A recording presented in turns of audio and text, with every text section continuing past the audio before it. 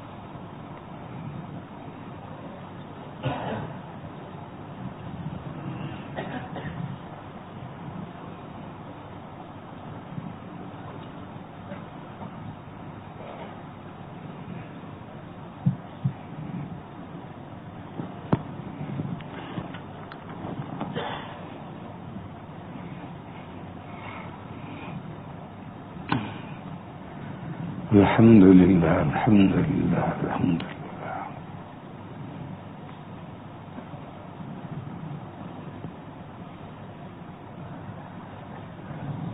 عصر کے بعد قل یا ایھا الکافرون کی تفسیر بیان کر رہا تھا۔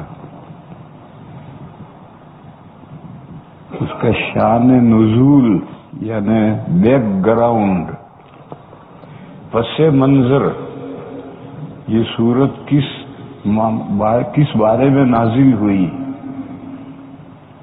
اس کو میں نے بیان کیا تھا کہ مکہ کے مشرکین، یہ ہجرت سے پہلے کا واقعہ ہے، یہ سورت مکی ہے، ہجرت سے پہلے نازل ہوئی۔ ہجرت سے پہلے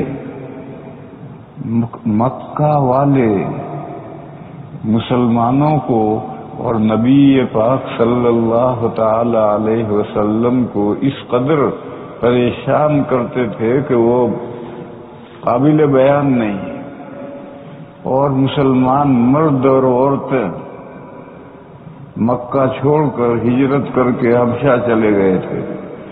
مکے میں چند نفوس رہ گئے تھے، نبی پاک صلی اللہ علیہ وسلم مکے میں تھے اور چند صحابہ تھے، حضرت ابوبکر، حضرت علی، حضرت زید بن حارثہ وغیرہ چند صحابہ رہ گئے تھے، باقی سب مشرکین کی ایذا رسانیوں سے تنگ آ کر حبشہ چلے گئے۔ مشرکین طرح طرح سے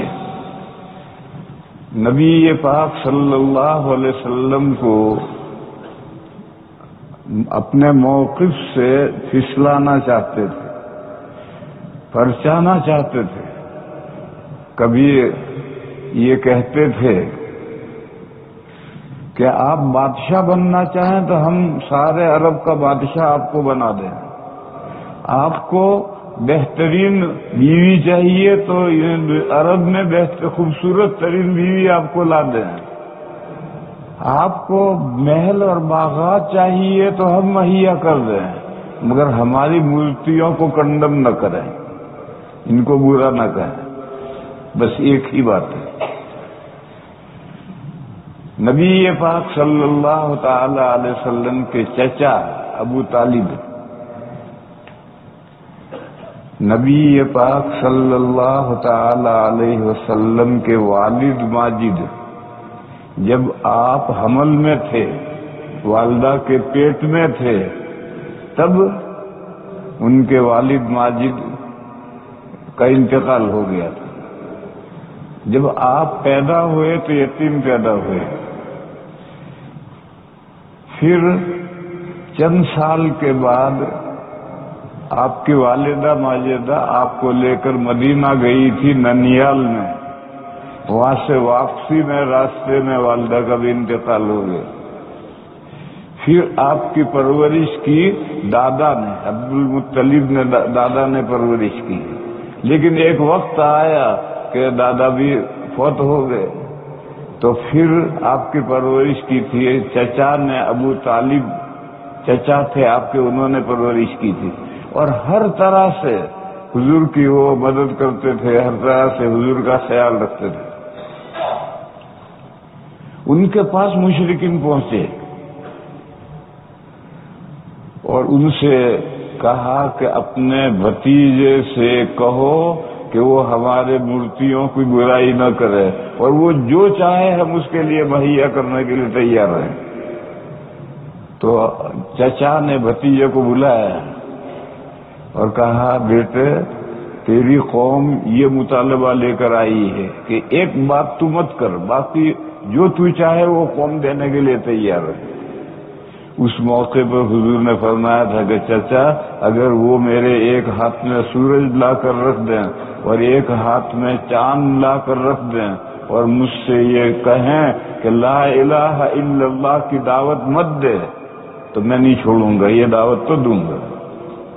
اور میری قوم اگر یہ ایک بات مان لے اللہ ہی معبود ہے، اللہ کے علاوہ یہ مورتیاں معبود نہیں ہیں، اس بات کو اگر میری قوم مان لے تو سارے عرب کی گردنوں کے مالک ہو جائے گی۔ غرض اس طریقے سے مختلف اسکیمیں لے کر آتے تھے مشرکین۔ ایک اسکیم لے کر آئے کہ جھگڑا ٹھیک نہیں،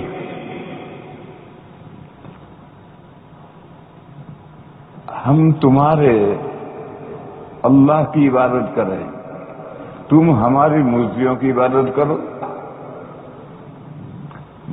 باہمی مصالحت، کمپرومائز۔ ایک ہفتے ہم مسجدوں میں آ کر کے نماز پڑھیں گے، ایک ہفتے تم مندروں میں آ کر مورتیوں کو پوجو، ایک مہینہ ایک سال ہم تمہاری مسجد میں آئیں گے، ایک سال ایک مہینہ تم ہمارے مندر میں آؤ۔ اس سلسلے میں جب مسلمانوں کا ہاتھ دبا ہوا تھا، کافروں کا ہاتھ اوپر تھا، اس وقت یہ صورت نازل ہوئی اور ان کو اس صورت میں فرمایا کہ ان کو جواب دو۔ اس جواب کو سمجھنے کے لیے تھوڑی عربی جاننی ضروری ہے۔ یہاں آپ حضرات تو عربی نہیں جانتے، لیکن یہاں علماء ہیں، مولانا صاحبان ہیں، وہ عربی جانتے ہیں۔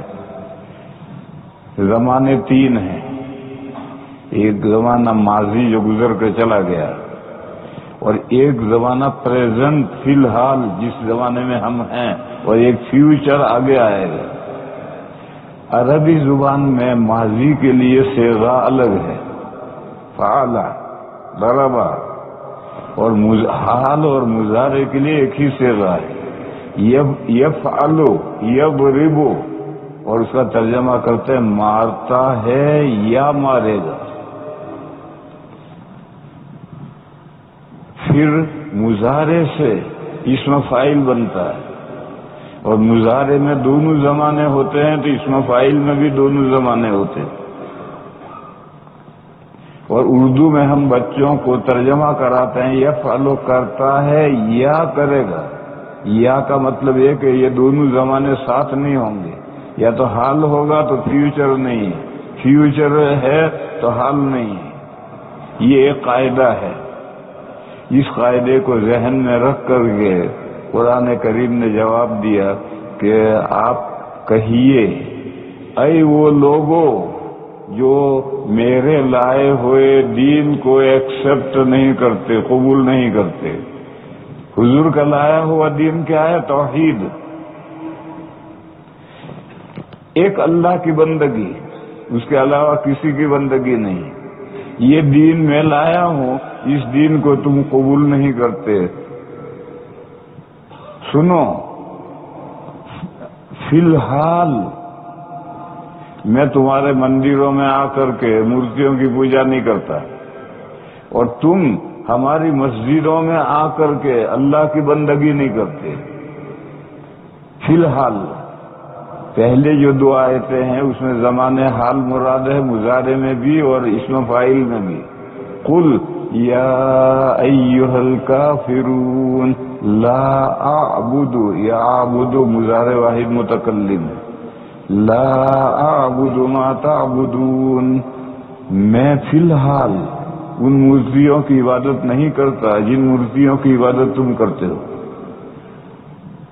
وَلَا أَنْتُمْ عَابِدُونَ مَا أَعْبُدُ، اور نہ تم فی الحال اس اللہ کی عبادت کرتے ہو. عابدون اس میں فاعل آیا حال کے معنی میں.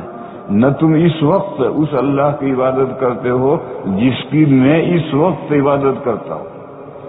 یعنی پریزنٹ ٹینس میں موجودہ زمانے میں یہ صورتحال نہیں ہے. نہ میں تمہارے مندروں میں آتا ہوں نہ تم ہماری مسجدوں میں آتے ہو. اس کے بعد دوسری دو آیتیں آئی, اس میں یہ کہا کہ آئندہ بھی میں تمہاری مندر میں نہیں آؤں گا, تم ہماری مسجدوں میں نہیں آؤ گے, آئندہ قیامت تک. پھر آگے دو آیتیں آئی, اس میں مضارع اور اس میں فاعل میں زمانے آئندہ مراد ہے. وَلَا أَنْتُمْ عَابِدُونَ مَا أَعْبُدُ وَلَا أَنَا عَابِدٌ مَا عَبَدتُّمْ. آئندہ قیامت تک تم ہمارے مسجدوں میں نہیں آؤ گے, ہم تمہارے مندروں میں نہیں آئیں گے یعنی عبادت کے لیے. ویسے دیکھنے کے لیے اگر کوئی غیر مسلم, عیسائی, یہودی, ہندو, بدھسٹ اگر مسجد میں آنا چاہے مسجد کو دیکھنے کے لیے یا مسجد میں جو عبادت ہوتی ہے اس کو دیکھنے کے لیے تو ویلکم آئے گا. لیکن مسجد میں آ کر کے صرف اللہ کی بندگی کرنے کے لیے غیر مسلم آئے, آج تک 1400 سال گزر گئے, 15ویں صدی میں ہم داخل ہو گئے, آج تک ایسا نہیں ہوا کہ ہندو ہماری مسجدوں میں آ کر نماز میں شریک ہوتے ہوں. اور 1500 سال ہو گئے ہم ان کے مندروں میں جا کر ان کے مورتیوں کی پوجا کرتے ہوں. 1500 سال ہو گئے, نہیں ہو, ایسا نہیں ہوا اور ایسا قیامت تک نہیں ہوگا. اس کو کہتے ہیں پیشین گوئی, اس کو کہتے ہیں معجزہ. ایسی بات پریزنٹ ٹینس کی بات تو آدمی کہہ سکتا ہے, زمانے حال کی بات تو آدمی جانتا ہے, میں بیٹھا ہوں, لیکن آئندہ کیا ہوگا وہ کوئی نہیں جانتا اللہ کے علاوہ. بس اگر قرآن اس کی پیشین گوئی کرتا ہے تو سمجھنا چاہیے کہ یہ حضور کی بات نہیں ہے, اللہ کی بات ہے جو عالم الغیب و شہادہ ہے. تو اللہ نے یہ بات کہی اور قرآن میں بے حساب پیشین گوئیاں ہیں, ایک دو نہیں ہیں, بہت پیشین گوئیاں ہیں. یہ جتنی پیشین گوئیاں ہیں یہ سب نبی پاک صلی اللہ علیہ وسلم کا معجزہ ہے. تو یہ جو خبر دی کہ فی الحال نہ تم مسجد میں آتے ہو اللہ کی بندگی کرنے کے لیے, نہ ہم مندر میں آتے ہیں مورتیوں کی بندگی کرنے کے لیے, اور نہ فیوچر میں آئندہ ایسا ہوگا کہ تم مسجد میں عبادت کرنے کے لیے اللہ کی آؤ گے اور ہم مندر میں تمہاری مورتیوں کی عبادت کرنے کے لیے آئیں گے. آئندہ بھی ایسا کبھی نہیں ہوگا. پھر فرمایا لکم دینکم ولی دین, تمہارے لیے تمہارا دین ہے, میرے لیے میرا دین ہے. یعنی نو کمپرومائز, آپس میں بات بنانے کی, دونوں کو ملا دینے کی. آگ اور پانی کبھی جمع ہوئے ہیں؟ آگ اور پانی کبھی جمع نہیں ہوتے. توحید اور شرک یہ دونوں کیسے جمع ہو جائیں گے؟ تو تم شرک میں ہیں, مورتیوں کو پوجتے رہو. ہم ایک اللہ کی بندگی کرتے ہیں, ہم یار ایک اللہ کی بندگی کرتے رہیں گے. لکم دینکم ولی دین کا یہ مطلب ہے.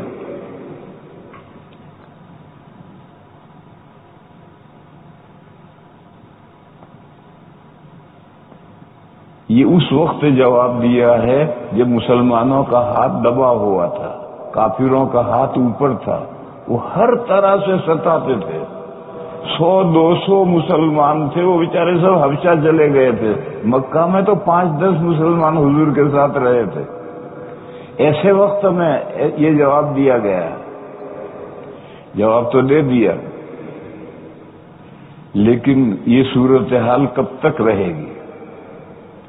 تو اگلی صورت آئی, اذا جاء نصر اللہ والفتح, اللہ کی مدد آ رہی ہے اور مکہ مکرمہ فتح ہو جائے گا. مکہ مکرمہ مسلمانوں کے قبضے میں آئے گا. ابھی تو مکہ مکرمہ کافروں کے قبضے میں ہے. اگلی صورت میں کہا اللہ کی مدد آ رہی ہے اور یہ مکہ مکرمہ حضور فتح کر لیں گے اور یہ مکہ مسلمانوں کے قبضے میں آ جائے گا. اور صرف یہ مکہ ہی نہیں، وَرَأَيْتَ النَّاسَ يَدْخُلُونَ فِي دِينِ اللَّهِ أَفْوَاجًا، آپ لوگوں کو دیکھیں گے کہ گروہ گروہ، فوج فوج اسلام میں داخل ہو رہے ہیں. یعنی صرف مکہ ہی فتح نہیں ہوگا، سارا عرب مسلمان ہو جائے. وَرَأَيْتَ النَّاسَ يَدْخُلُونَ فِي دِينِ اللَّهِ أَفْوَاجًا. تو پھر آگے بتلایا کہ دنیا میں نبی پاک صلی اللہ علیہ وسلم کا کام پورا ہو گیا، لہذا آپ ہمارے یہاں آنے کی تیاری کریں. فَسَبِّحْ بِحَمْدِ رَبِّكَ وَاسْتَغْفِرْهُ إِنَّهُ كَانَ تَوَّابًا. دو لفظوں کو سمجھنا چاہیے. ایک ہے تابا یتوب و توبن کے معنی ہے متوجہ ہونا، اور ایک ہے استغفر یستغفر استغفار کے معنی ہے رحمت میں ڈھانک لینا. استغفار کے لیے گناہ ضروری نہیں ہے، اور اللہ کی رحمت میں آنے کا ہر بندہ محتاج ہے. اللہ سے یہ دعا کرے کہ اللہ اپنے رحمت میں مجھے ڈھانک لے. استغفار کے لیے گناہ ضروری نہیں ہے. جو بے گناہ ہے وہ گنہگاروں سے زیادہ استغفار کرتے ہیں. نبی پاک صلی اللہ تعالی علیہ وسلم نے ایک حدیث میں ارشاد فرمایا ہے کہ میں روزانہ 100 مرتبہ سے زیادہ استغفار کرتا ہوں. حالانکہ حضور معصوم ہے، کوئی گناہ نہیں ہے، مگر پھر فرماتے ہیں کہ میں روزانہ 100 مرتبہ سے زیادہ استغفار کرتا ہوں. معلوم ہوا کہ جو گنہگار نہیں ہے وہ زیادہ استغفار کرے گا، کیونکہ گنہگار کو تو اللہ رحمت میں کب ڈھانکیں گے؟ اس کا پہلے گناہ معاف کریں پھر رحمت میں ڈھانکیں. اور جو معصوم ہے، گناہ ہے ہی نہیں، اس کو تو بدرجہ اولا رحمت میں ڈھانکیں گے. اس لیے جو بے گناہ ہے، نیک بندہ ہے، اس کو استغفار زیادہ کرنا ہے. اور جب ہم استغفار کریں گے اللہ تعالیٰ سے تو اللہ ہماری طرف توجہ فرمائیں گے، مہربانی رحمت کی توجہ فرمائیں گے. تو توبہ بھی اللہ کے نیک بندوں کو زیادہ کرنی ہے، گنہگار بندوں کو توبہ کرنی ہے. کیونکہ جب بندہ گناہ کرتا ہے تو اللہ تعالیٰ ناراض ہو جاتے ہیں، ان سے روح پھیر لیتے ہیں. تو توبہ کر کے معافی مانگ کر کے اللہ کی توجہ اپنی طرف کرو. لیکن جو بندہ گناہ ہے ہی نہیں اس کے پاس، وہ تو جب اللہ سے اس کی طرف تو اللہ متوجہ ہیں، تو وہ تو توبہ کرے گا تو فوراً اللہ توجہ فرمائیں گے. تو اس لیے اس مسئلے کو یاد رکھو، توبہ کے لیے اور استغفار کے لیے گناہ ضروری نہیں ہے کہ جس سے جو گنہگار ہو وہ توبہ کرے، جو گنہگار ہو وہ استغفار کرے، ایسا نہیں ہے. اللہ کے نیک بندے انبیاء کرام علیہم الصلاۃ والسلام، جن کا جو معصوم ہے کوئی گناہ نہیں ہے، وہ ہم سے زیادہ توبہ بھی کرتے ہیں اور ہم سے زیادہ استغفار بھی کرتے ہیں. تو اس صورت کے آخر میں حضور کو یہ اطلاع دے دی گئی کہ جب آپ دیکھیں کہ مکہ فتح ہو گیا، سارا عرب اسلام میں دوڑ دوڑ کر آ رہا ہے، تو پھر آپ کا کام دنیا میں پورا ہو گیا. آپ ہمارے یہاں آنے کی تیاری کریں، اللہ کی پاکی بیان کریں، اللہ کی خوبیاں بیان کریں، اپنے توبہ کریں، اپنے لیے گناہ اور اللہ کی رحمت میں چھپنے کی دعا کریں. اللہ بڑے توبہ قبول کرنے والے، بڑے وقت بخشنے والے.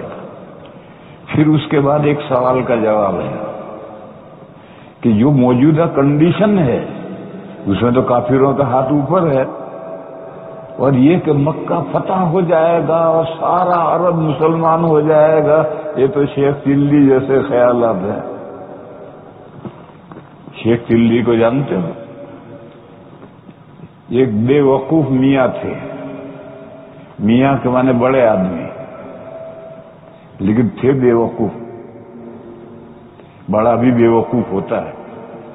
پہلے میاں لفظ جو تھا اللہ کے لیے استعمال کرتے تھے، اللہ میاں. بڑے آدمی کے لیے میاں استعمال ہوتا ہے. تو ایک بیوقوف میاں تھے بڑے آدمی اور عقل کے اوچھے تھے، ادھورے تھے.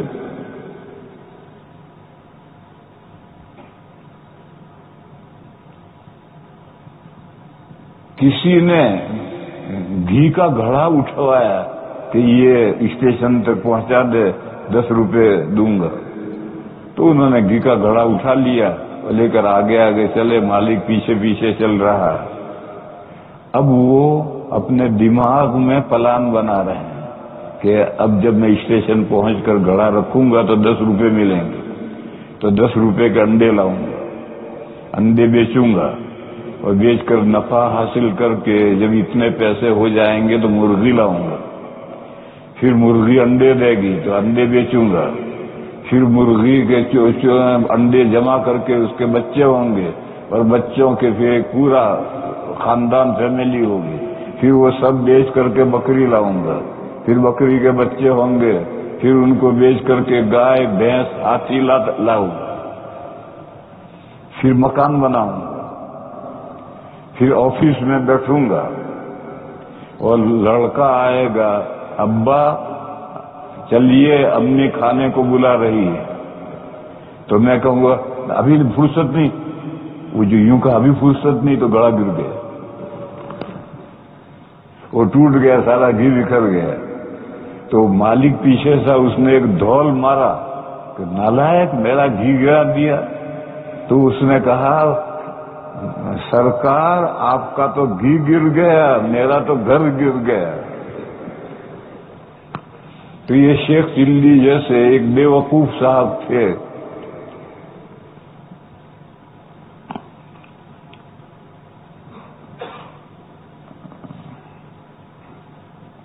انہوں نے ایک سوال کیا کہ تو شیخ چلی والے خیالات ہیں، مکہ فتح ہو جائے گا، 4 مسلمانوں کا غلبہ ہو جائے گا، مسلمانوں کا ہاتھ اوپر ہو جائے گا، مشرکین نیچے ہو جائیں گے. مشرکین نیچے نہیں ہوں گے، سارے جزیرہ عرب کے مشرکین مسلمان ہو جائیں گے. یہ عجیب خیال ہے. تو قرآن نے آگے دوسری صورت رکھی، تبت یدا ابی لہب و تب. ابو لہب کے پاس میں بہت مال تھا. کہتے ہیں کہ جس کمرے میں سونا بھرا ہوا تھا اس کمرے میں داخل ہوں تو آگ بھڑکتی نظر آتی تھی. سونا پیلا ہوتا ہے تو آگ بھڑکتی نظر آتی تھی. یہ ابو لہب حضور کا چچا تھا اور حضور کا اور اسلام کا سب سے زیادہ پکا دشمن تھا. اس کا جو نام ہے یہ رمزی ہے. ابو لہب ہی مراد نہیں ہے، مکہ کے جتنے گرو گھنٹال ہیں، جتنے چودھری ہیں، سب مراد ہیں. کہ اللہ کی مدد آئے گی، مکہ فتح ہوگا، اور مکہ کے یہ جتنے گرو گھنٹال ہیں ان کے دونوں ہاتھ بھی ٹوٹیں گے، اور انہوں نے جو کچھ کما کر کے جمع کیا ہے وہ بھی ستیہ ناش ہو جائے گا. تبت یدا ابی لہب و تب. ابو لہب کے دونوں ہاتھ ٹوٹیں گے اور ابو لہب بھی ہلاک ہوگا. ما اغنا عنہ مالہ وما کسب. جو کچھ انہوں نے مال اکٹھا کر رکھا ہے، جو کما کر کے رکھا ہے، یہ کچھ کام نہیں آئے گا. جب اس اللہ کی مدد آئے گی اور مکہ فتح ہوگا تو ان کی یہ دولت کچھ کام نہیں آئے گی. ما اغنا عنہ مالہ وما کسب سیصلی نارا ذات لہب. یہ بتلایا کہ جتنے گرو گھنٹال ہیں یہ مسلمان نہیں ہوں گے، یہ کفر پر مریں گے اور دوزخ میں جائیں گے. چنانچہ جتنے آج سورت نازل ہوئی اس وقت مکہ میں جتنے بدماش گرو گھنٹال تھے سب بدر میں مارے گئے، کفر کی حالت میں مارے گئے اور سب جہنم میں پہنچے. سیصلی نارا ذات لہب. پھر یہ تو گرو گھنٹال ہیں بڑے ابو لہب، اور ان کے جو ہیلپر ہیں، ان کے ہیلپر ابو لہب کی بیوی اس کی ہیلپر تھی. اتنا بڑا مالدار تھا نالائق، مگر بیوی روزانہ صبح جاتی تھی اور جلانے کی لکڑیاں دن بھر میں کاٹ کاٹ کر کے جمع کر کے لاتی تھی اور بیچتی تھی، اور 4 پیسے کما کر لا کر شوہر کو دیتی تھی تاکہ شوہر کے مال میں اضافہ ہو۔ تو بتلایا کہ یہ جو گرو گھنٹال ہیں ان کا تو حال یہ ہوگا کہ یہ سارے کفر میں مریں گے، ان کے ہاتھ ٹوٹیں گے، وہ خود ہلاک ہوں گے، ان کا کمایا ہوا اور ان کا مال کچھ کام نہیں آئے گا، اور ان کے جو ہیلپر ہیں ان کا بھی یہی حال ہوگا۔ فرمایا وامرأتہ، اور اس کی بیوی حمالۃ الحطب، جلانے کی لکڑی چون چون کر ڈھو ڈھو کر کے لا کر کے بیچ کر کے شوہر کا مال بڑھاتی۔ اس کے بارے میں فرمایا کہ فی جیدہا حبل من مسد، وہ جو لکڑی کا گٹھر لاتی ہے، وہ جس رسی سے بندھی ہوئی ہے وہ مونج کی رسی اس کے گلے میں پھنسے گی اور اس سے وہ مرے گی۔ چنانچہ ایسا ہی ہوا ہجرت کے بعد۔ یہی چچی جو نہایت دشمن تھی، گٹھر لے مونج ایک گھاس ہوتی ہے، گجرات میں بھی ہوتی ہے، لیکن پتہ نہیں گجرات میں کیا کہتے ہیں۔ تو لکڑی کا گٹھڑ باندھنا ہو تو وہ گھاس کاٹ کر کے اس کی رسی بناتے ہیں، پھر اس رسی سے گٹھڑ باندھتے ہیں۔ تو گٹھڑ رسی، مونج کی رسی سے گٹھڑ باندھ کر کے سر پہ گٹھڑ اٹھا کر کے آ رہی تھی، اور کہیں ٹھوکر ہو کر آئی، کچھ ہوا تو گٹھڑ پیچھے گرا، اور آگے جو رسی تھی اس کو گردے میں یہاں پھنس گئی، وہ اس کے ساتھ گری اور اس میں وہ مری۔ 2 جگہ باندھتے ہیں، اگر لکڑی کا گٹھڑ آگے باندھیں گے پیچھے باندھیں گے، بیچ میں سے اٹھاتے ہیں، تو کسی وجہ سے وہ گٹھڑ پیچھے گرا، تو اگلی جو رسی تھی وہ اس کو اور اس کے گلے میں یہاں پھنس گئی، اور وہ بھی اس کے ساتھ گری اور اسی میں مری۔ یہ بھی پیشین گوئی ہے کہ اس طرح سے وہ مرے گی۔ یہ دلیل ہے کہ اللہ کا کلام ہے، جو اللہ نے فرمایا وہی پیش ہے۔ بہرحال اس صورت کے بعد یہ صورت اس لیے آئی ہے کہ مکہ کے جتنے گرو گھنٹال ہیں وہ سب ہلاک ہوں گے، ان کے ہاتھ ٹوٹیں گے، ان کے ہاتھ ٹوٹیں گے۔ یہ محاورہ کیوں آیا؟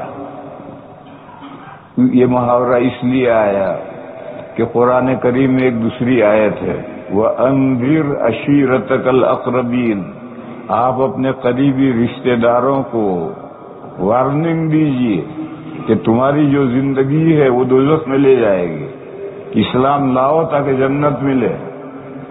یہ اپنے قریبی رشتہ داروں کو آپ وارننگ دیجیے۔ یہ آیت جب نازل ہوئی تو حضور نے اپنے خاندان کو آواز دے دے کر کے صفا پہاڑی پر بلایا۔ صفا پہاڑی کے پاس میں حضور کا گھر بھی تھا۔ اب جہاں حضور کا گھر تھا، جس میں حضور کی ولادت ہوئی ہے، وہ حرم شریف میں آ گیا ہے، تو سارا خاندان وہیں رہتا، سب کو آواز دے دے کر بلایا، اور بلا کر کے کہا کہ اگر میں تمہیں کوئی وارننگ دوں اور یہ کہوں کہ اس پہاڑ کے پیچھے، صفا پہاڑ کے پیچھے دشمن کا لشکر کھڑا ہے جو تم پر حملہ کرنے والا ہی ہے، تو میری بات مانو گے؟ تو سب نے کہا بالکل مانیں گے، تم سچے ہو، امانت دار ہو، ہم نے کبھی تجربہ نہیں کیا جھوٹ کا۔ تو پھر حضور نے کہا سنو، یہ جو دنیا کی زندگی ہے تمہاری، اس دنیا کی زندگی کے آخر میں دوزخ آ رہی ہے۔ اگر جنت میں جانا ہے تو ایمان لاؤ لا الہ الا اللہ پر، اور اللہ ہی کی بندگی کرو تو جنت میں پہنچو گے۔ جب یہ حضور نے بات کہی تو یہی چچا ابو لہب اٹھ کر کھڑا ہو کر چل دیا، اور اس نے کہا تبت یدا کا، تیرے دونوں ہاتھ ٹوٹے ہیں، الہذا دعوتنا، کہ یہی بات کہنے کے لیے تو نے ہمیں بلایا تھا؟ تو وہ محاورہ تبت یدا کا حضور کے لیے استعمال کر چکا تھا، تو جب قرآن نازل ہوئی تو وہ محاورہ اس کے لیے قرآن نے کہا، تو ان کے تو ہاتھ نہیں ٹوٹیں گے، تیرے دونوں ہاتھ ٹوٹیں گے، ابو لہب کے دونوں ہاتھ کو ٹوٹیں گے اور وہ ہلاک ہوگا، اور جو کچھ اس نے کمایا ہے وہ کام کچھ نہیں آئے گا، نہ اس کا کوئی مال کام آئے گا، اور اس کے جو ہیلپر ہیں وہ بھی کچھ کام نہیں آئیں گے، اور وہ بھی تباہ ہوں گے، جیسے اس کی بیوی ہیلپر ہے وہ بھی اس طرح سے بنے گی۔ پھر ایک سوال ہے کہ یہ بات جو آپ کہہ رہے ہیں یہ عقل تو قبول کرتی نہیں، شیخ چلی جیسی باتیں معلوم ہوتی ہیں، ایسا کیسے ہو جائے گا؟ تو آگے سورت آئی ہے قل هو اللہ احد، اس میں اس کا جواب ہے کہ یہ ایسا کریں گے ایک اللہ جو بے نیاز ہیں، ہر چیز کے پر ان کا اختیار ہے، ان کے لیے کیا مشکل ہے ایسا کرنا؟ تو تبت یدا کے بعد قل هو اللہ اس سوال کے جواب میں آئی ہے۔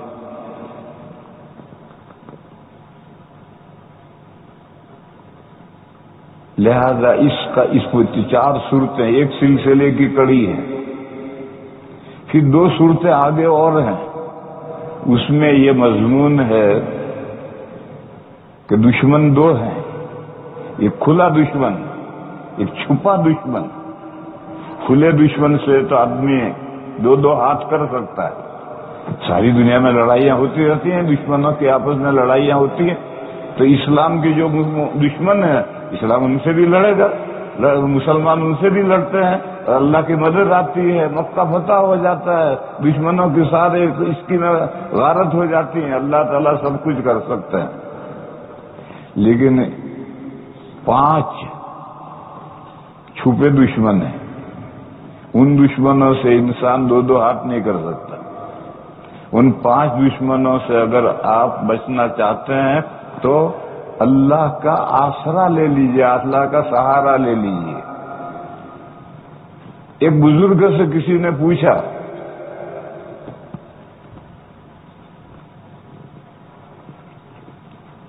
کہ اگر اللہ تعالی تمام آسمان زمین کا تیر بنائے اور جتنے درخت ہیں ان آسمان زمین کے کمان بنائے، پہلے تیر کمان ہوتے تھے، اور جتنے درخت ہیں اس کے تیر بنا کر کے اللہ تعالیٰ اگر ہمیں مارے اور ہم اس اللہ کے تیر سے بچنا چاہیں تو کیسے بچیں؟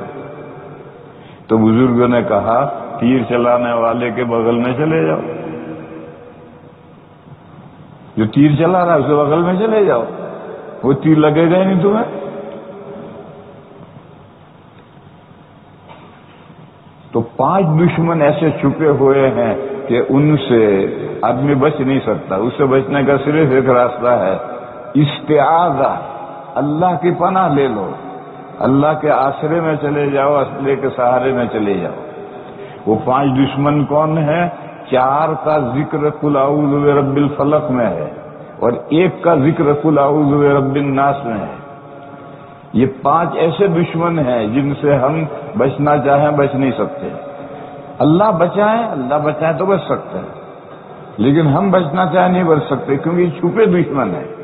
آستین کے سانپ ہے، آستین کا سانپ کس وقت کاٹ لے گا کچھ پتہ نہیں۔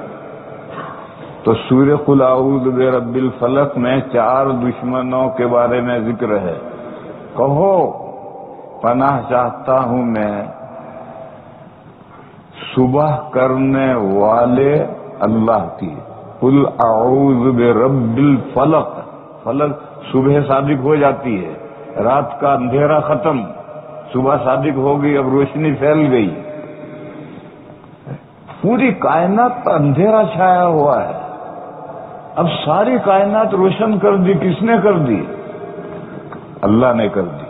وہ جو صبح صادق روشن کرنے والا ہے، نمودار کرنے والا ہے، اس کی میں پناہ چاہتا ہوں۔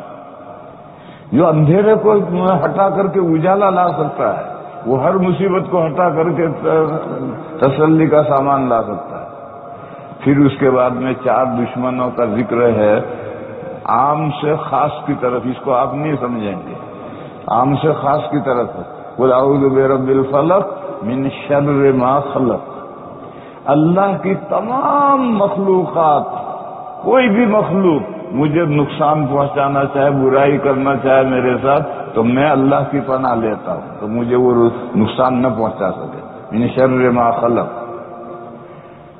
پھر آگے تخصیص، ومن شر غاسق اذا وقب، اور رات کی تاریکی، غاسق مانے رات کا اندھیرا، جب وہ پورا چھا جائے، سورج غروب ہو جاتا ہے، رات آ گئی، اس لیے روزہ کھول لیں، اس لیے بھی مغرب، لیکن ابھی رات چھائی نہیں، اس لیے بھی مغرب کا وقت ہے، جب مغرب کا شفق احمر اور ابیض ختم ہو جائے، عشاء کا وقت شروع ہو جائے، اب رات چھا گئی، اب بجلی نہ ہو یا ہاتھ میں ٹارچ نہ ہو، موبائل کی روشنی نہ ہو، آپ جنگل میں چل رہے ہوں تو کتنی اندھیرا ہوگا۔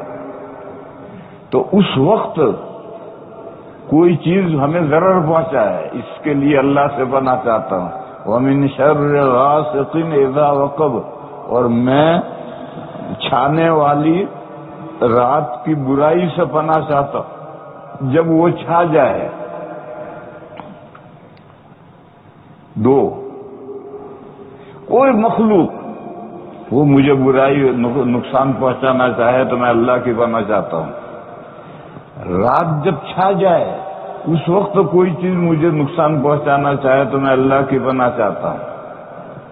اور آگے بڑھو، جادوگرنیاں جو رات کے اندھیرے میں جادو کرتی ہیں اور گرہوں دھاگوں کے اندر گرہیں لگا کر کے منتر پڑھ پڑھ کے پھونکتی ہیں، جادو کرتی ہیں۔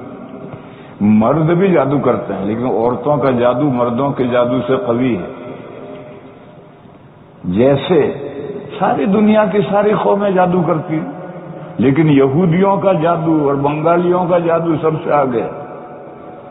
بنگالیوں کا جادو اور یہودیوں کا جادو سب سے قوی ہوتا ہے۔ ایسے ہی دن میں بھی جادو کر سکتے ہیں لیکن رات میں جو جادو کرے وہ مضبوط ہوتا ہے، اور مرد بھی جادو کرتا ہے اور عورت جادو کرے تو وہ زیادہ قوی ہوتا ہے۔ تو فرمایا وَمِن شَرِّ النَّفَّاثَاتِ فِي الْعُقَدِ، وہ جادوگرنیاں جو گرہوں میں پھونکے مارتی ہیں منتر پڑھ پڑھ کر کے، ان کے شر سے میں اللہ کی پناہ چاہتا ہوں جو صبح کرتا ہے۔ اور چوتھا ہے حاسد، جلنے والا ہے۔ جلنا یہ ہے کہ کسی کی نعمت دیکھ کر یہ تمنا کرنا کہ اس کی نعمت اس کے پاس نہ رہے، مجھے ملے یا نہ ملے، اس کے پاس نہ رہے۔ یہ حسد ہے، جلنا ہے اور حرام ہے۔ لیکن انسانوں میں ایک دوسرے پر حسد ہوتا ہے، تو اس لیے فرمایا وَمِن شَرِّ حَاسِدٍ إِذَا حَسَدَ، حسد کرنے والے کی برائی سے میں اللہ کی پناہ چاہتا ہوں۔ کب؟ جب وہ حسد کرے یعنی کردنی ناکردنی شروع کر دے۔ جب حسد پیدا ہو جاتا ہے تو جادو بھی کروا سکتے ہیں، قتل بھی کروا سکتے ہیں، سب کچھ کر سکتا ہے، حاسد سب کچھ کر سکتا ہے۔ تو جب وہ کچھ کرنا شروع کرے تو اس کے شر سے اللہ کی پناہ چاہتا ہوں۔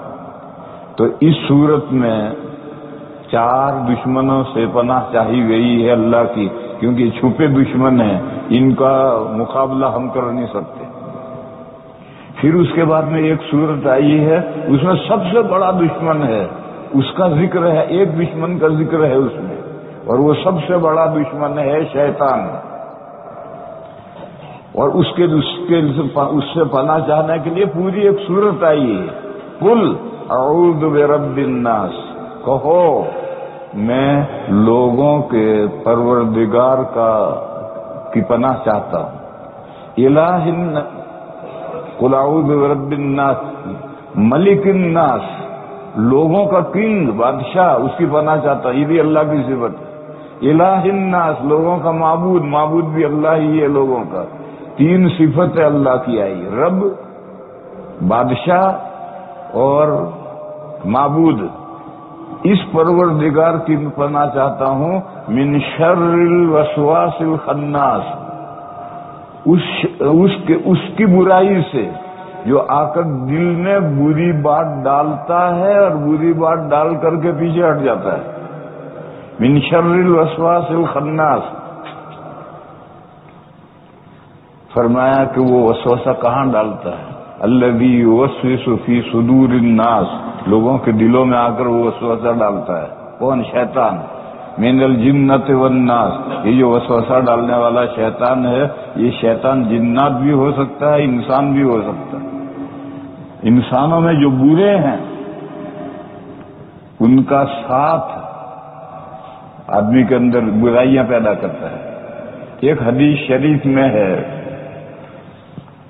برا ساتھی اور اچھا ساتھی دونوں کی مثال جانتے ہو کیسی ہے؟ عطر بیچنے والا، اس کے پاس بیٹھو گے تو خوشبو آئے گی، اور ہو سکتا ہے وہ عطر کا پہا دے تو تم کام میں رکھ لو، پیسے خرچ کیے بغیر خوشبو آئے گی۔ اور لوہار جو بھٹی دھونک رہا ہے، بھٹی جلا رہا ہے، اس کے پاس بیٹھو گے تو شرارہ اڑے گا، چنگاری اڑے گی، تمہارے کپڑے جلا دے گی۔ اور اگر تمہارے کپڑے نہیں جلائے تو اس کا جو لوہار کے بھٹی میں سے جو دھواں نکلتا ہے، وہ دھواں تو تمہارے دماغ اور آنکھوں ناک کو پریشان کرے گا ہی۔ تو برا ساتھی لوہار جیسا ہے، اچھا ساتھی عطر بیچنے والے کی طرح ہے۔ تو اس لیے جو لوگ برے ساتھیوں کے ساتھ بیٹھتے ہیں تو یہ برے ساتھی طرح طرح کے وسوسے ڈالیں گے۔ بیڑی پیتا کر دیں، اگر ساتھی برا ہے وہ بیڑی پیتا ہے تو وہ اپنے دوستوں کو بیڑی پیتا کر دے گا، وہ شراب پیتا ہے تو اپنے ساتھی کو شراب پیتا کر دے گا، وہ جس برائی میں مبتلا ہے اپنے ساتھی کو برائی میں مبتلا کر دے گا۔ تو اس لیے فرمایا کہ من الجنۃ والناس، وہ وسوسہ دل میں ڈال کر جو پیچھے ہٹ جاتا ہے، وہ چاہے انسانوں میں سے ہے چاہے جنات میں سے ہے، اس کے شر سے اے اللہ آپ مجھے حفاظت فرمائے۔ تو شیطان جنات بھی آ گیا اور شیطان انسان بھی آ گیا۔ یہ جو شیطان ہے یہ سب سے بڑا دشمن ہے، اور اس سے پناہ چاہنے کے لیے پوری ایک صورت اتاری گئی، اور ان دو صورتوں کی بڑی فضیلت آئی ہے۔ آپ رات میں سونے سے پہلے ان دو صورتوں کو پڑھیں، اور ان کے ساتھ دو قل اور ہیں۔ ایک تو قل یا ایھا الکافرون ہے، وہاں سے مضمون شروع ہوا ہے، اور وہ ختم ہوا ہے قل ھو اللہ احد پر۔ یہ چار صورتیں کے لیے اللہ کی پناہ چاہنے کے لیے، حفاظت کے لیے اللہ کی پناہ چاہنے کے لیے، دم کر کے بدن پر، دم کر کے پھونک کر کے، اپنے پورے ہاتھوں میں پھونک کر کے پورے بدن پر ہاتھ پھیر کر کے سوئے تو ان سب سے حفاظت ہوگی، 5 دشمنوں سے۔ اللہ کی کوئی مخلوق اسے ضرر نہیں پہنچائے گی۔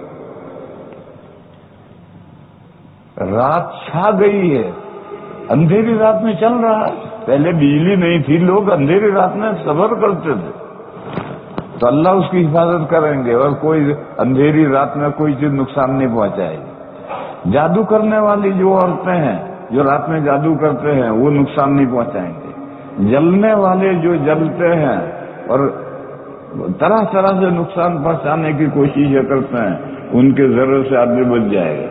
وہ اپنے والی کوششیں کریں گے، اسے کوئی نقصان نہیں پہنچے گا۔ تو میرے بھائیوں بزرگوں، یہ قل یا ایھا الکافرون سے آخر تک کی صورتیں اس ترتیب سے آئی ہیں۔ امریکہ میں ایک جگہ پر ہم گئے تو ایک نوجوان تھا، داڑھی منڈا ہوا، اس نے وہاں امریکہ میں لوگ سوالات کرتے ہیں جیسے مجلس میں سوالات کرتے ہیں۔ ابھی ایک عورت کا سوال میرے ہاتھ میں ہے، تو امریکہ میں بہت سوالات کرتے ہیں لوگ۔ تو اس نے مجھ سے سوال کیا کہ قل ھو اللہ کے بعد تبت یدا کیوں آئی؟ تو میں نے اس سے کہا تو الٹا سمجھا، تو یہ کہہ کہ تبت یدا کے بعد قل ھو اللہ کیوں آئی؟ قرآن تو یوں ختم ہونے جا رہا ہے، تو اگر یہ قرآن یہاں سے شروع ہوا ہوتا تو تیرا سوال تھا کہ قل ھو اللہ کے بعد تبت یدا کیوں آئی؟ یہ تو قرآن ختم ہونے جا رہا ہے، تو یہ پوچھ کہ تبت یدا کے بعد قل ھو اللہ کیوں آئی؟ پھر میں نے اسے سمجھایا کہ یہ جو قرآن نے پیشین گوئی کی ہے کہ اسلام کے جتنے مخالف ہیں مکے کے اندر، سب گرو گھنٹال تباہ ہوں گے، ہلاک ہوں گے، ان کا مال بھی تباہ ہوگا، ان کا کیا کرایا سب ختم ہوگا، اور وہ دوزخ میں جائیں گے، اور ان کے ہیلپر بھی ان کا کچھ نہیں بچا سکیں۔ اس کے جواب میں آیا کہ ایسا کون کرے گا؟ تو قل ھو اللہ احد آئی ہے کہ ایسا کرے گا اللہ کرے گا جو ایک ہے اور بے نیاز ہے، وہ جو چاہے کر سکتا ہے، اس کے کارناموں کو کوئی روک نہیں سکتا۔ کل میں نے ایک حدیث بیان کی تھی، اور میں نے یہ بیان کیا تھا کہ کہ دو دنیا ساتھ ساتھ چل رہی ہیں، اور ادھر سے ادھر نظر نہیں آتا اور ادھر سے ادھر نظر آتا ہے. اور میں نے مثال دی تھی کہ جیسے کار کے گلاس پر کالی پنی چپکا دی جائے تو اندر سے باہر نظر آتا ہے، باہر سے اندر نظر نہیں آتا.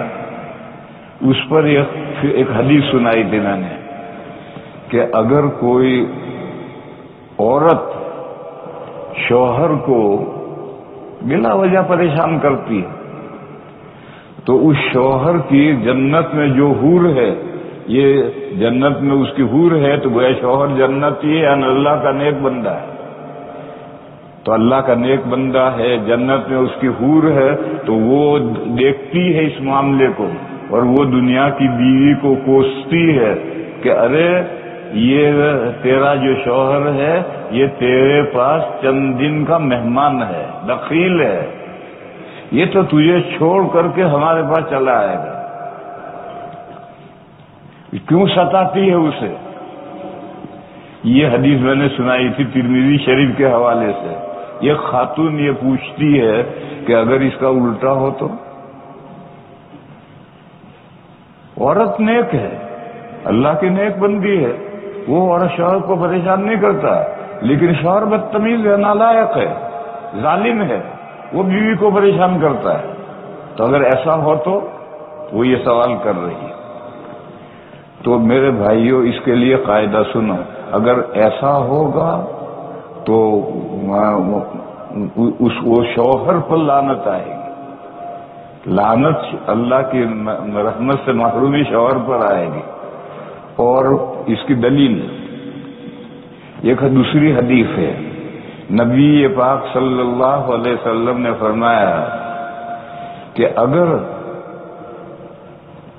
کوئی شوہر بیوی سے رات بھر ناراض رہا اور پوری رات گزر گئی اور بیوی نے شوہر کو منایا نہیں تو اللہ کی عورت پر لعنت ہے. یہ ایک دوسری حدیث ہے کہ اگر کوئی عورت شوہر بیوی سے ناراض ہو جائے اور پوری رات گزر گئی اور اس نے شوہر کو راضی نہیں کیا تو اس عورت پر لعنت. اس حدیث کی شرح میں مشکات شریف میں یہ حدیث ہے، اس کی شرح ہے مرقات، ملا علی قاری رحمت اللہ علیہ کی شرح ہے. اس شرح میں یہ مضمون ہے کہ یہ اس وقت ہے جبکہ ناراضگی کا سبب عورت میں ہو اور اس وجہ سے اور شوہر ناراض ہے. عورت نافرمان ہے، شوہر کی بات نہیں مانتی، عورت بے پردہ گھومتی ہے، عورت ایسے غیر محرموں سے تعلق رکھتی ہے جو شوہر کی نظر میں شبہ پیدا کرتا ہے. بہرحال شوہر جو ناراض ہو رہا ہے اس کا سبب عورت میں ہے اور پھر اس عورت کی ذمہ داری ہے کہ شوہر کو راضی کرے. جس وجہ سے شوہر ناراض ہے اس سے توبہ کرے، معافی مانگے اور شوہر کو راضی کرے. اگر پوری رات گزر جائے اور وہ راضی نہ کرے اس پر لعنت. دیکھو یہاں ایک مسئلہ ہے، قرآن کریم میں ہے کہ اگر عورت نافرمانی شوہر کی نافرمانی کرے تو پہلے اس کو سمجھاؤ. وَإِنْ خِفْتُمْ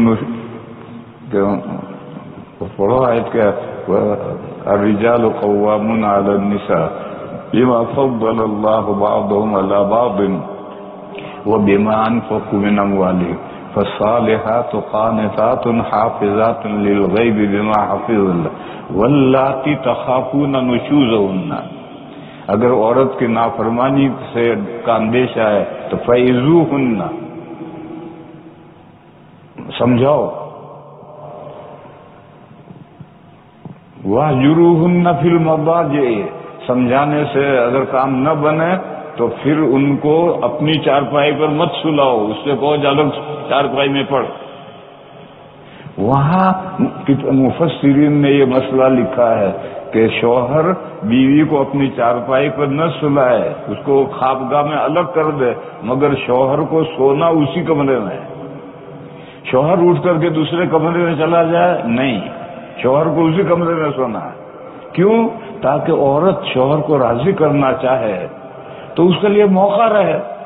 وہ شوہر اٹھ کر کہیں چلا گیا ہے تو بیچاری عورت کیسے اس کو منائے گی؟ بہرحال یہ ملا علی قاری رحمت اللہ علیہ نے لکھا ہے کہ جو عورت پر لعنت ہے یہ اس وقت ہے جبکہ شوہر کی ناراضگی کا سبب عورت میں ہے، اور اگر شوہر کی ناراضگی کا سبب شوہر ہی میں ہے فالامر بالعکس۔ یہ مرقات شرح مشکات میں جملہ لکھا ہے کہ اگر شوہر کی ناراضگی کا سبب شوہر ہی میں ہے، عورت میں نہیں ہے، پھر بھی شوہر ناراض ہو رہا ہے تو معاملہ الٹا ہے، شوہر پر لعنت ہوگی صبح تک۔ یہ مشکات کی شرح، مرقات کے اندر یہ حدیث شریف کی شرح ہے، والامر بالعکس۔ مثلا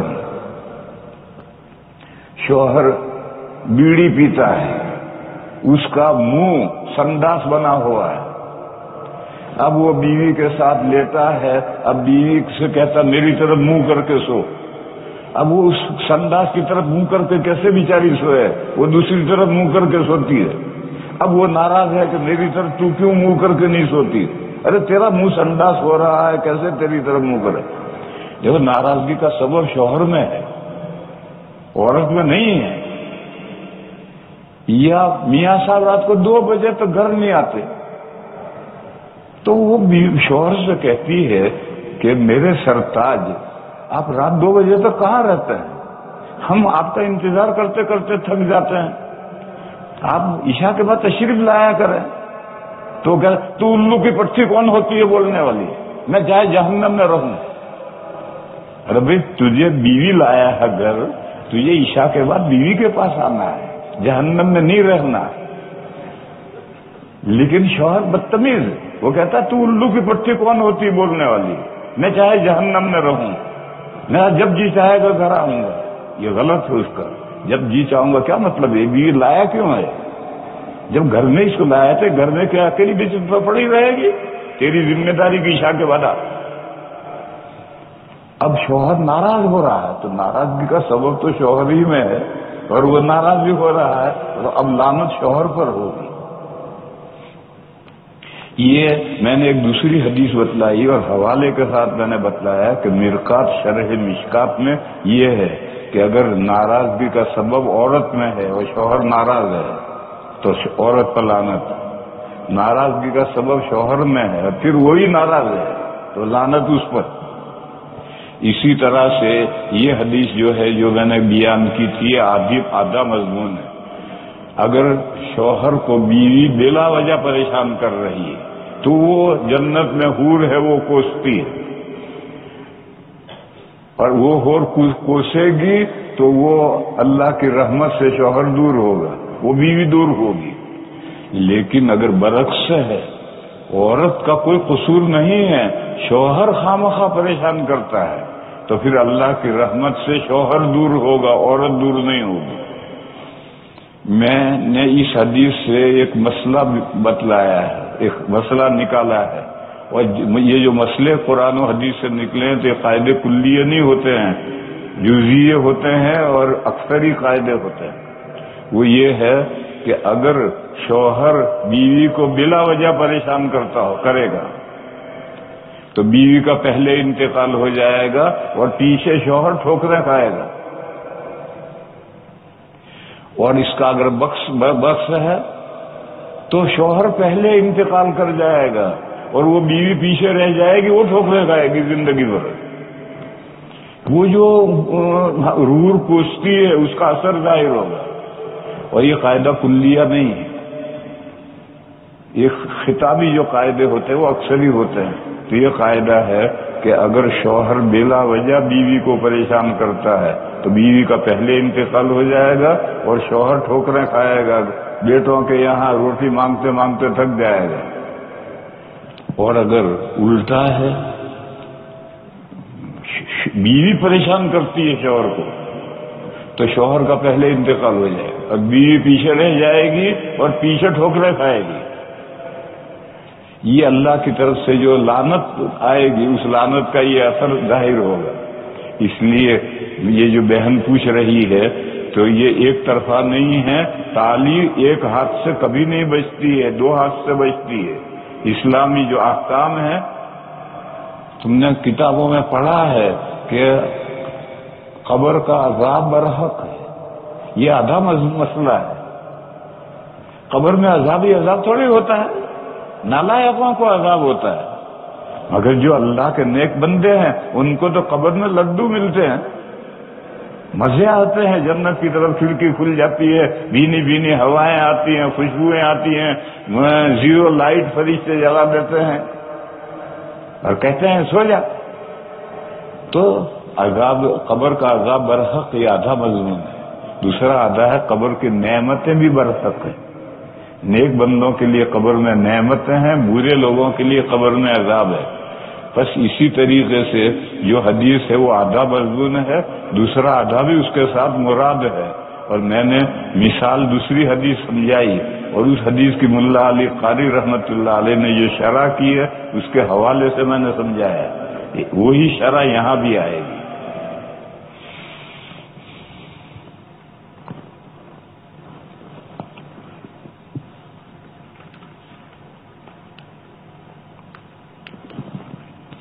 قبرستان میں قبر کے سامنے جو پڑھتے ہیں، کیا میت اس کو سنتا ہے اور پہچانتا ہے کہ کس نے بھیجا؟ معلوم نہیں. یہ جو پوچھ رہا ہے مجھے نہیں معلوم. یہ مسئلہ صحابہ کے زمانے سے اختلافی چلا آ رہا ہے. حضرت عائشہ وغیرہ کی رائے تھی کہ مردے نہیں سنتے. دوسرے بات صحابہ کی رائے تھی کہ مردے سنتے ہیں، ہم سلام کرتے ہیں اسے جواب دیتے ہیں. اور ایک رائے ہے کہ مردے نہیں سنتے. اور قاعدہ یاد رکھو، جو مسئلہ صحابہ میں اختلافی ہو گیا وہ قیامت تک اختلافی رہے گا، اس میں اتفاق نہیں ہو سکتا. لہذا یہ جو کہتا ہے کہ قبرستان میں قبر کے سامنے جو پڑھتے ہیں پڑھو، دعائے مغفرت کرو، ایصال ثواب کرو. کیا میت اس کو سنتا ہے؟ اس چکر میں مت پڑھو. اور پہچانتا ہے؟ اس چکر میں مت پڑھو کہ کس نے بھیجا ہے یا نہیں، ایصال ثواب کس نے کیا ہے، اس چکر میں پڑھنے کی ضرورت نہیں. صحابہ کے زمانے سے سماع موسیٰ کا مسئلہ اختلافی ہے. اور دارالعلوم دیوبند کے جو بڑے حضرت ہیں، حضرت مولانا قاسم صاحب نانوتوی قدس سرہ، ان کی ایک کتاب ہے فیوز قاسمیہ. اس میں حضرت کے لیٹر سے جمع کیے گئے ہیں. اس میں حضرت نے اس مسئلے سے بحث کی. حضرت عائشہ وغیرہ استدلال کرتی تھی، قرآن میں دو جگہ پر ہے وما انت بمسمع من فی القبور، قبروں میں جو ہیں ان کو آپ سنا نہیں سکتے. یہ قرآن میں ہے. اور حدیثوں میں یہ ہے کہ قبرستان میں جاؤ تو سلام کرو. اگر مردے سنتے نہیں تو سلام کرنے سے کیا فائدہ؟ بے فعل عبث ہے. تو قرآن یہ کہتا ہے وما انت بمسمع من فی القبور. اور حدیث میں ہے کہ قبرستان میں جاؤ تو سلام کرو. مردے کو دفن کر کے آتے ہیں تو پیروں کی آہٹ، چپلوں کی آواز بھی مردہ سنتا ہے. تو حدیثیں یہ کہتی ہیں، قرآن یہ کہتا ہے. تو حضرت نانوتوی قدس سرہ نے فیوز قاسمیہ میں تطبیق یہ دی ہے کہ مسمع اسم فاعل ہے، باب افعال سے سنانا. قرآن میں سنانے کی نفی ہے کہ آپ مردوں کو سنا نہیں سکتے. اور حدیثوں میں سننے کا اثبات ہے کہ مردہ جب لوگ قبر میں دفن کر کے لوگ لوٹتے ہیں تو چپلوں کی آواز سنتا ہے. تو سنتا ہے، سنا نہیں سکتے. ہم جو چاہے سنانا وہ نہیں سنا سکتے. اور جو مردہ سننا چاہے اللہ تعالیٰ اس کی توجہ ہماری طرف کر دے تو وہ سن سکتا ہے. اسی لیے سلام کرتے ہیں، وہ جواب بھی دیتا ہے. لیکن ہم جو بات چاہے سنانا وہ سنا دے نہیں ہے. قرآن میں اس کے نفی ہے. یہ تطبیق دی ہے حضرت نانوتوی نے فیوز قاسمیہ میں.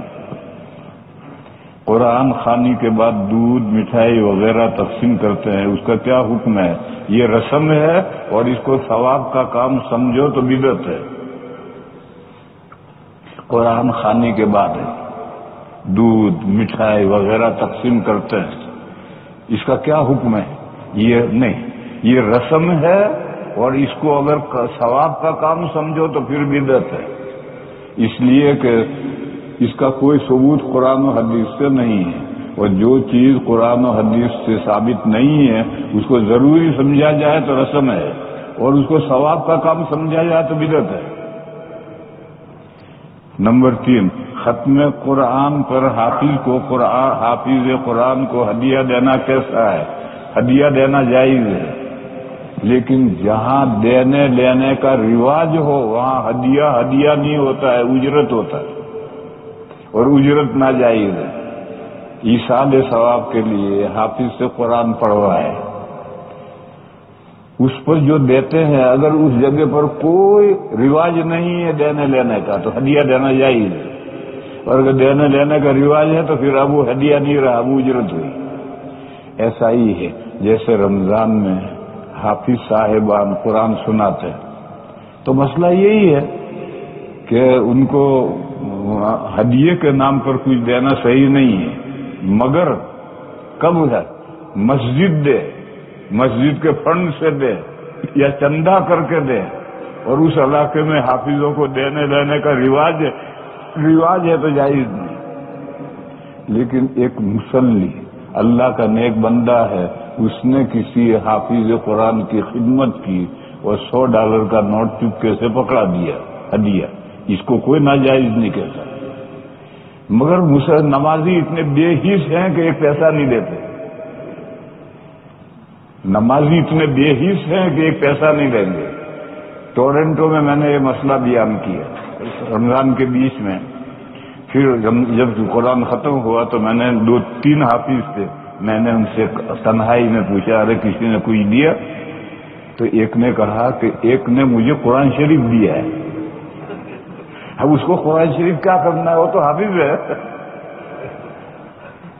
اس لیے فرق کرو، ہدیہ دینے کو کوئی ناجائز نہیں کہتا ہے، جتنا چاہو دو، حافظ ہے جو تراویح میں سنانا اسے بھی دو، قرآن ختم کرا اسے بھی دو، لیکن جہاں دینے لینے کا رواج ہے وہ ناجائز ہے، کیونکہ وہ پھر ہدیہ نہیں رہتا، پھر اجرت ہو جاتا ہے، اور قرآن خوانی پر اجرت جائز نہیں۔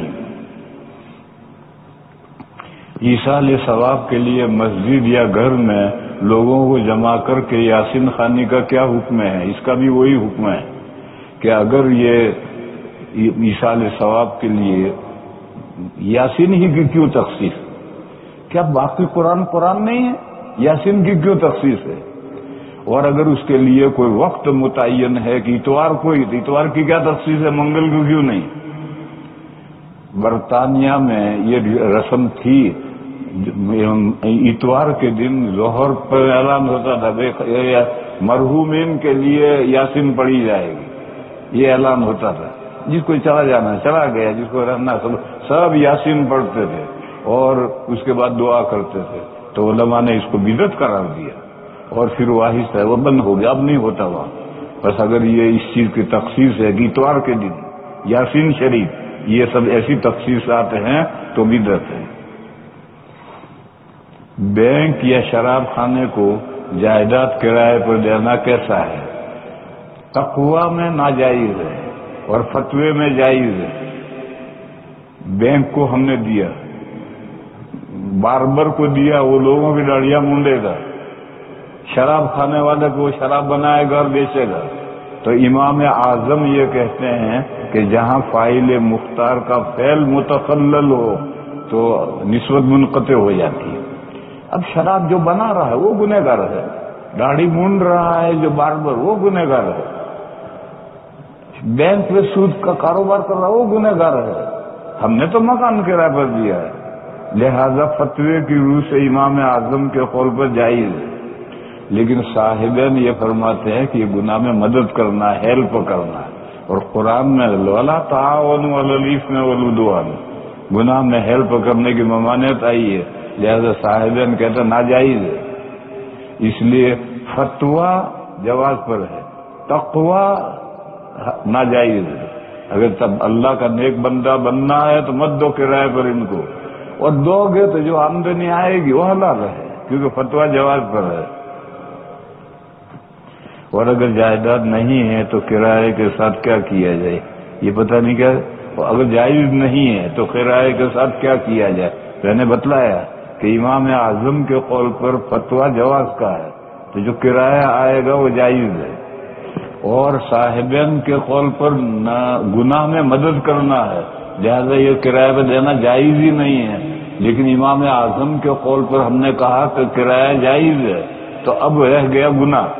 صاحبین کے قول پر تقوی کے خلاف ہوگا اور گناہ ہوگا. جمعہ مبارک کے میسج بھیجنا اور جمعہ مبارک کہنا کیسا ہے؟ یہ کافروں کی رسم ہے. اسلام میں جمعہ کے دن میسج بھیجنا، جمعہ مبارک جمعہ مبارک جمعہ مبارک، اسلام میں اس کی کوئی حیثیت نہیں. یہ سب کافروں نے چلایا ہے. رمضان مبارک رمضان مبارک، اس کا بھی یہی حکم ہے. اسی طرح سے کافروں کے یہاں ایک ہمارے پاس کاپی لائیں گے، حضرت کچھ لکھ دیجیے. کیا کہتے ہیں اس کو؟ اس کے لیے کوئی خاص لفظ ہے؟ مونوگراف کہتے ہیں؟ کیا کہتے ہیں؟ آٹوگراف. یہ بھی کافروں کا رسم ہے. یہ سب غیروں کی رسم ہے. اسی طرح سے یہ جو پتلون کے اوپر مرد اور عورتیں ٹی شرٹ پہنتے ہیں، بنیان پہنتے ہیں، جرسی پہنتے ہیں، یہ بھی غیروں کے لباس ہے. مسلمانوں کا کہاں یہ لباس ہے؟ یہ سب غیر لباس یہی پہن رہے ہیں. یہی غیروں کا لباس ہماری لڑکیاں بھی پہنتی، ہماری عورتیں بھی پہنتی، ہمارے جوان بھی پہنتے ہیں. کیونکہ شیطان ننگا کرنا چاہتا ہے انسان کو، اور مادرزاد ننگا نہیں کر سکتا، آدھا ننگا کرے. تو بس یہ سب غیروں کی چیزیں ہیں. جمعہ کے دن میسج بھیجنا، عید کے دن میسج بھیجنا، اسی طرح سے رمضان مبارک بھیجنا، اور یہ سب غیروں کی باتیں ہیں. اسلام میں یہ چیزیں نہیں ہیں. افطاری کی مصنون دعا کب پڑھنی چاہیے؟ پہلے یا بعد میں؟ پہلے پڑھو اور دعا پڑھ کر پھر افطار کرو. یہاں اسی طرح سے جب افطار کا وقت ہوتا ہے تو دعا پڑھاتے ہیں اور پڑھ کر پھر لوگ افطار کرتے ہیں. خواتین کے لیے گھر میں جماعت کے ساتھ تراویح پڑھنا حافظہ کے پیچھے کیسا ہے؟ ایک گھر کی عورتیں پڑھ سکتی، مختلف گھروں کی عورتیں نہیں پڑھ سکتی. کیونکہ عورتیں رات ہے، اب تو بجلی ہو گئی ہے اس لیے اندھیرا نہیں ہے. لیکن جب بجلی نہیں تھی، آج بھی دنیا کی بہت سی جگہ میں بجلی نہیں ہے، رات کو عشاء کے وقت اندھیرا ہو جاتا ہے. بس مختلف گھروں کی عورتیں ایک جگہ اکٹھا ہوں گی تو فتنے کا اندیش. لیکن ایک گھر کی عورتیں، میرا اپنا گھر ہے، میرے گھر کی عورتیں، میرا ہی کوئی بچہ قرآن سناتا ہے اور سب عورتیں اس کے پیچھے نماز پڑھتی ہیں اور وہ عورتیں بھی حافظ ہیں. اور میرے گھر کے جسٹ مقابل جو گھر تھا، اس خاتون نے، وہ نیک بندی تھی، اس نے اجازت مانگی جماعت میں شریک ہونے کی، میں نے اجازت نہیں دی. اپنے گھر میں تنا پڑو، میرے گھر میں میرے گھر کی عورتیں پڑھیں گی. لڑکی کی پیدائش پر ناخوشی کا اظہار کہ کاش لڑکا ہوتا، ایسا بولنا کیسا ہے؟ کفریہ کلمہ ہے. لڑکی کی پیدائش پر ناخوشی کے اظہار کے طور پر اس نے کہا کاش لڑکا ہوتا، تو یہ کفریہ کلمہ ہے. کیوں بھائی کاش لڑکا ہوتا کیوں کہہ رہا ہے؟ اور یہ جتنے کفریہ کلمے ہیں یہ گناہ کبیرہ ہے، اسے اسلام سے نکلتا نہیں. کوئی بھی گناہ کوئی بھی کفریہ کلمہ ہو، اس کے بولنے سے اسلام سے نکلتا نہیں، مگر اس کا گناہ کبیرہ ہے، توبہ کرنی چاہیے اس کو. ایسا بولنا کیسا ہے؟ ایسا بولنا گناہ کبیرہ ہے، گناہگار ہوگا، اس سے توبہ کرے، لیکن اسلام سے نہیں نکلے گا. اور یہ قاعدہ کلیہ ہے. جتنے کلمات کفر مالا بدہ منہو میں لکھے ہیں یا دوسری کتابوں میں لکھے ہیں، ان کے بولنے سے اسلام سے نہیں نکلتا. ان کا بولنا گناہ کبیرہ ہے، اس سے توبہ کرنی چاہیے. جاؤ بھائی، ہو گیا. اور ہے جتنے سوال آئے تھے جواب دے دیے، اب جا کے بچے کھاؤ جا کر.